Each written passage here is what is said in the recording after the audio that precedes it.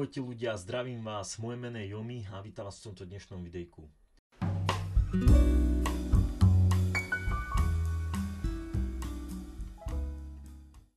Dnešné video bude reakcia na druhé video. Nakoľko tí, čo sledujete tento môj channel, tak viete, že som slúbil takéto videá, že budem robiť reakcie.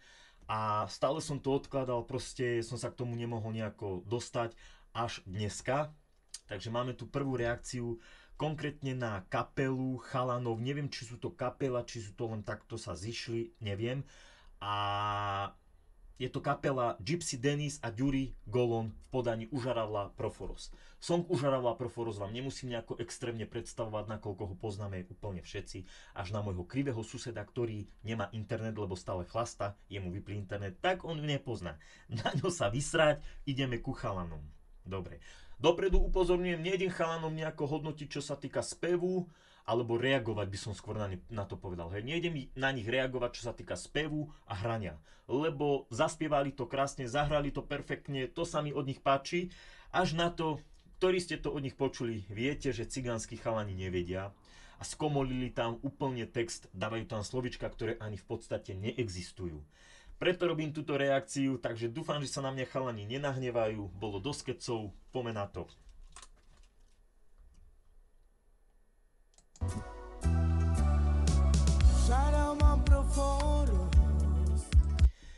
Takže hneď na začiatok. Užarav man proforos.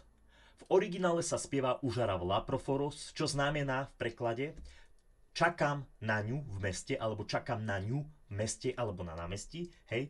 A chalanisko tam spieva Užarav man proforos. Užarav man proforos. V podstate v preklade tam zaspieval čakám samého seba alebo čakám na seba v meste. Čo nedáva zmysel, hej? Poďme ďalej.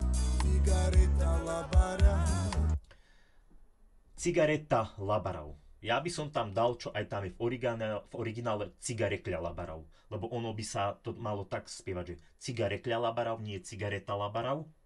Ďalej. Očaj pre oradikau. Ono v originále tam je uča pre oradikav, čo by som tam dala ja. Neviem, toto očaj pre oradikav je tiež zle. To není dobre. Čiojna avel. Dobre. Všimli ste si tuto, pozrite sa, vám to pretočím. Tu si všimnite. Všimnite si, ak s tou rukou tak vážne spraví, že Užarav man proforos, pozrite sa.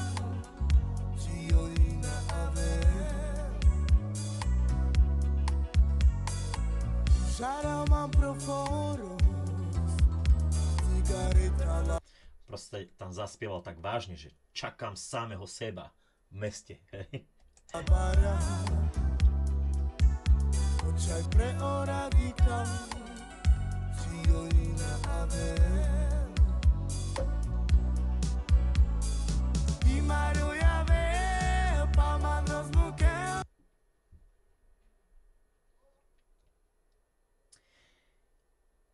Imaroj avel palmandros mukel som tam počul. Počkaj. Imaroj avel palmandros mukel. Imaroj avel palmandros mukel. Dobre, chalani. Poradím vám do budúcna. Určite žijete medzi cigánmi. Áno. Medzi staršími cigaňmi, ktorí vedia cigánsky, a keby ste za niektorým cigaňom zbehli a poviete mu: počúvajte, ujo, my ideme spraviť cover na skladbu Užaravla Proforos a my nevieme dobre cigánsky, čo to tam hovorí, že Imaroj avel palmand rozmukel? Ale synku, takú si jednu vylepím. Jaký palmand? Ty palmand rozmukel, bala rozmukel. Ty, takto keď budeš vypravať, ani frajerku si nenájdeš. Tak ako by si jej povedal: hej čaje, aké máš šukar bala? Alebo jej povieš: hej čaje, aké máš šukar palmandy? Jaj ty jeden. Viete, o čo tu ide? On tam hovorí bala, nie palmant. Imarjoj avel bala rozmukel. To je taká toto aj hodina, taká akože náuka, čo sa týka reči, tak ja vás hneď učím. Ja som taký váš učiteľ. Dobre. Imaruj Avel, Bala rozmukol. Lukáš, ešte raz si to pustím, lebo... Imaruj Avel, Palman rozmukel, Miri Pirani. Dobre. Takže Imaruj Avel, Palman rozmukel. Hej? To znamená v preklade, že ona už ak prichádza, nie? A ona vidí svojho čáva, ak tam stojí taký malý ulizaný cigan, vyvoňaný. No ona sa chce ukázať, že už prichádza, rozpustí si vlasy, takto si prebehne rukou. Imaruj Avel, Bala rozmukel. Takže v podstate... Ai si shukarori, pirani. Konec ste dali pekný, aj si šukarori, pirani. Dobre, to je v pohode. Hovorím, aby som nebol iba taký negatívny, že na vás iba, že neviete cigánsky, však čo je aj pravda, veď neviete cigánsky. Ono ide o to, ono nie je to vaša chyba. Ono je to chyba rodičov, prarodičov. Lebo proste čím ďalej, týmto viacej vymiera v rodinách. Proste ono dosť veľa kapel s tým má v dnešnej dobe problémy, že menia slovička, menia písmenka v nahrávkach, hej?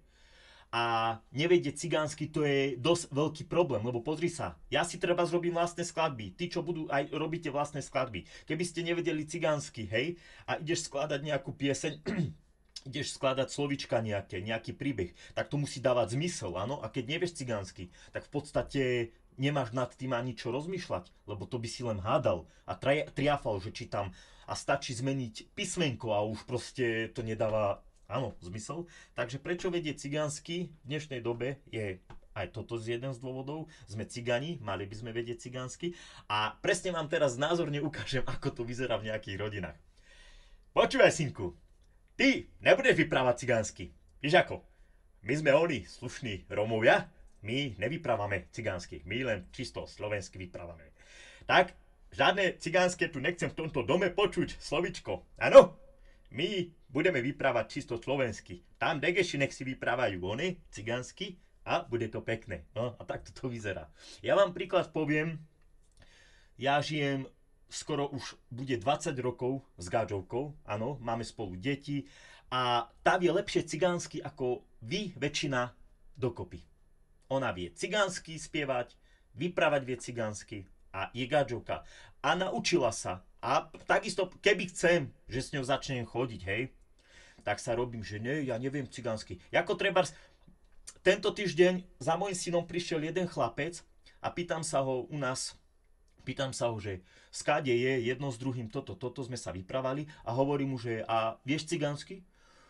Ne, ujo. Ja neviem cigánsky. A popri tom viem, že vie cigánsky, lebo on bol, neviem, z východu, z Trebišova či skade. A proste na 100% som si istý, že ten chlapec vie cigánsky.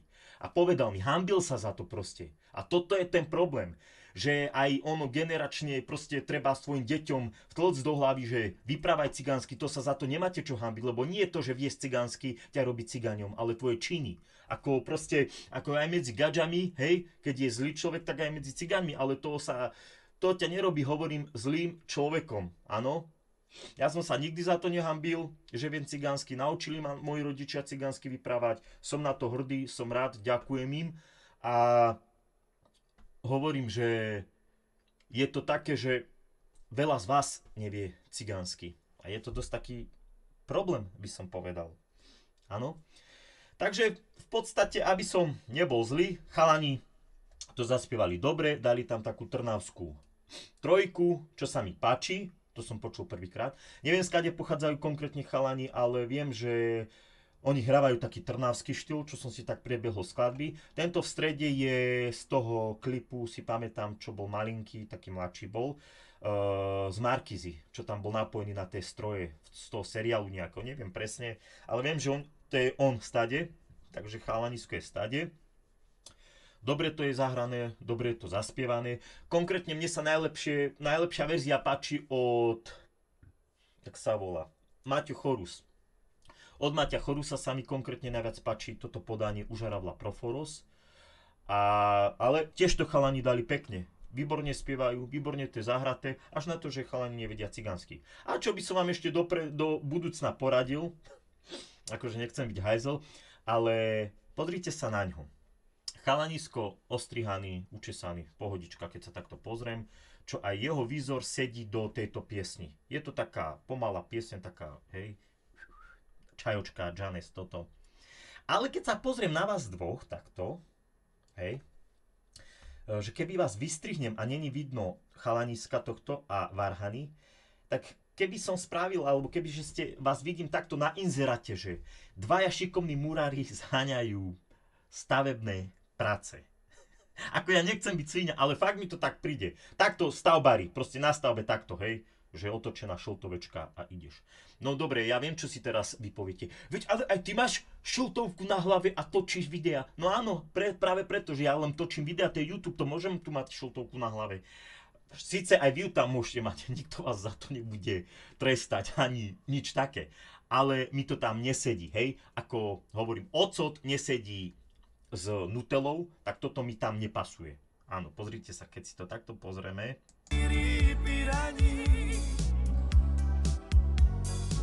Chápeš? Proste hovorím o tom, že do budúcna ja by som akože tie šiltovky stade dal preč. Možno do inej skladby by som dal tú šiltovku, ja neviem, ale toto užarová Proforos, to sa mi tam nehodí. A teraz si poviete, že robím frajera alebo čo? Nie, ja nerobím frajera, ja len proste, to sú reakčné videá, toto youtuberi robia. A toto proste ja chcem preniesť do našej komunity, hej? Lebo v dnešnej dobe reakčné kanály sú na YouTube, je ich strašne veľa, ale v našej komunite toto nikto nerobí. A ja som aj keď otváral proste tento kanál, ja som hovoril, že chcem robiť YouTube, ale v takom tomto našom, áno. A ktorýkoľvek z vás si otvorí takýto nejaký channel, tak budem ho sledovať. Ja som to aj preto to aj otváram, že nič takéto není na YouTube, áno. Takže ak chcete, môžete vy aj na mňa reakciu spraviť. Ja mám skladby na tomto channeli, na YouTube mám nejaké skladby, videa tam mám. Keď chcete mňa okomentovať, okomentujte, ja sa nenahnevam, ja to tak nezoberem. Ja skôr si rád berem ľudí, keď mi niečo povie, vieš čo, toto by si mohol takto zaspievať, toto by si mohol takto zahrať, toto by si mohol takto spraviť, tak rád si nechám poradiť. Áno, tak len toľko hovorím, že osobne sa s chalami nepoznám, nemám nič proti ním, ale musíte mi dať za pravdu, že nevedia cigánsky a do budúcna, keď sa takto budú spievať piesne, tak to bude hrozba, áno. Tí, čo viete cigánsky, čo ste väčšina, tak viete, o čom hovorím. Tak ak so mnou súhlasíte, daj mi like, napíš mi nejaký komentár, mi tam napíš, či so mnou súhlasíš, nejakú mi tam, proste niečo tam napíš, hej. A pozdieľaj to, nech to vidia tvoji kamoši, tvoji známi, nech sa zasmejeme spolu, možno nech mi vynádajú, to už mi je úplne jedno. A daj mi odber, lebo ku dnešnému dňu je tam 32 odberateľov.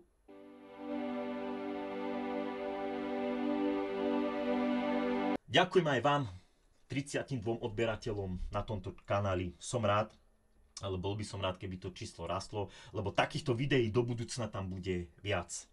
Takže už pomaly budem končiť. Čo vám poviem? Smejte sa, užívajte si života. Moje meno je Yomi a vidíme sa čoskoro. Čaute, majte sa pekne.